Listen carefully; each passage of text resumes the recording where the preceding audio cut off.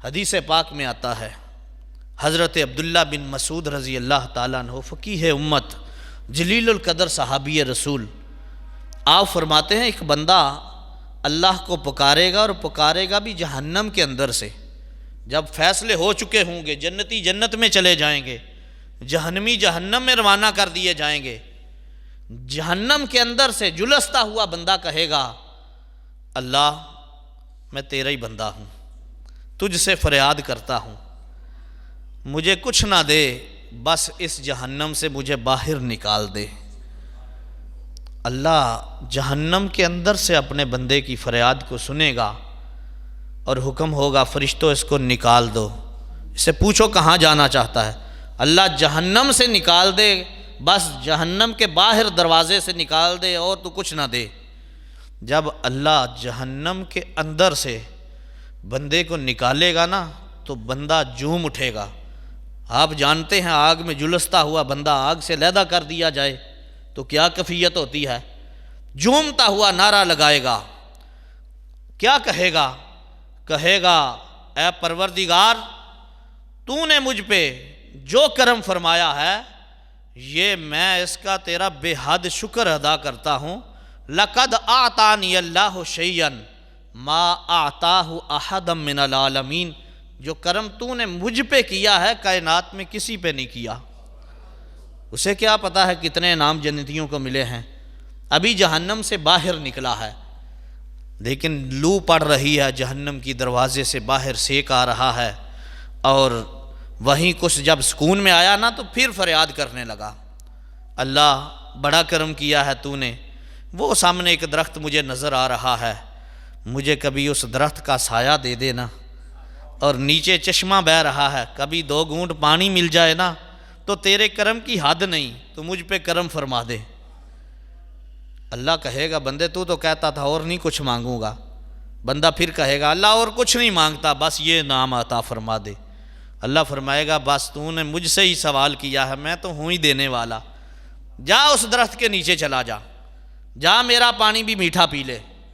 جب وہ 2 گھونٹ وہ ٹھنڈے پانی کے پیے گا نا، اور بینی بینی جنت کے اندر سے آتی ہوئی باہر اس درخت کی ہواؤں میں بیٹھے گا، تو بڑے سکون میں آ کے پھر جھوم کے کہے گا، اللہ لقد اعطانی اللہ شیئا ما اعطاہ احدا من العالمین، جو کرم کی حد تو نے مجھ پہ کی ہے کائنات میں کسی پہ نہیں کی۔ پھر یہ نعرہ لگائے گا، کچھ دیر اور سکون میں آنے کے بعد پھر دامن پھیلا دے گا اور کہے گا، پروردگار جتنا تو نے کرم کیا ہے اس کی تو ویسے ہی حد نہیں، چلو مجھے پتہ ہے تیری جنت بھر گئی ہے، سب کو الاٹمنٹ ہو چکی ہے، میں تجھ سے جنت میں کوئی بڑا گھر نہیں مانگتا، مجھے اس جنت کے اندر گیٹ کے اندر داخل کر کے بس جنت کے اندر انٹری دے دے، میں تیرے جنتیوں کا بچا کچا کھانا کھا لوں گا، بھیج دے، جنت میں داخلہ دے دے۔ پھر سوال کر دیا ہے، چل مجھ سے کیا ہے، میں ہی دینے والا ہوں، پھر مانگ لی ہے جنت۔ پھر اللہ فرمائے گا، اور یہ بات جب مصطفیٰ کریم صلی اللہ علیہ وسلم نے ارشاد فرمائی تھی نا، تو حدیث پاک میں آتا ہے، داہی کا رسول اللہ صلی اللہ علیہ وسلم، رسول اللہ صلی اللہ علیہ وسلم بڑا مسکرائے تھے جب اس نے کہا نا، اللہ جنت میں انٹری دے دے، تو نے ساری جنت الاٹ کر دی ہے، گیٹ کے اندر سے داخل کر دے، تیرے جنتیوں کا بچا کچا کھانا کھا کے گزارا کر لوں گا۔ تو اللہ بندے کو کیا کہے گا، ایردیک ان اعطیتک الدنیا وما فیہا ومثلہا، بندے کیا تو اس بات پہ راضی ہے کہ میں تجھے زمین و آسمان سے بڑی جنت عطا کر دوں؟ محبت سے، اور یار آج تو 5-10 مرلے کے پلاٹ پہ ہم لڑ لڑ کے مر جاتے ہیں۔